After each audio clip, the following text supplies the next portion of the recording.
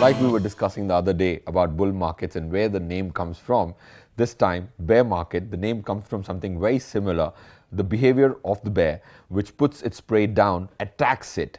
Similarly, equity markets, when they fall, when they correct or are in a bear phase, puts all its investors down. In fact, there are research reports to suggest that a portion of the brain which activates itself when you're facing death is the same portion which generates fear when there is a financial loss. And that's why, Feroz, it becomes so important for people to actually remain rational when they're dealing with this kind of a loss.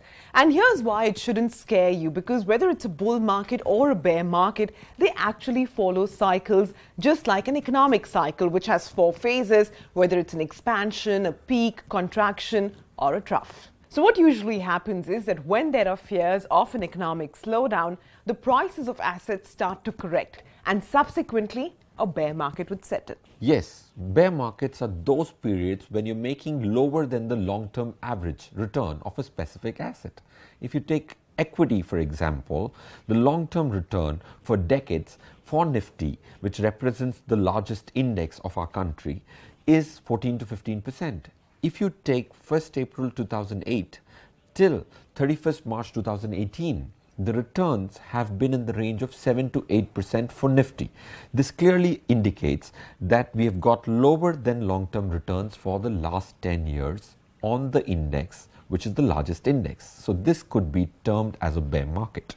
The other way to define it is if there's a 20% correction, which signifies that that asset has entered a bear market. But you needn't despair, because as they say, we can always think of it as the great big shopping festival where there's a huge discount and everything is available relatively cheap. Sumira, there's yet another way to define bear markets. Unfortunately, when it comes to bear and bull cycles, we think of only equity, but all assets go through cycles of bear and bull runs. But when it comes to real estate, the third definition is more valid, which is called the time correction.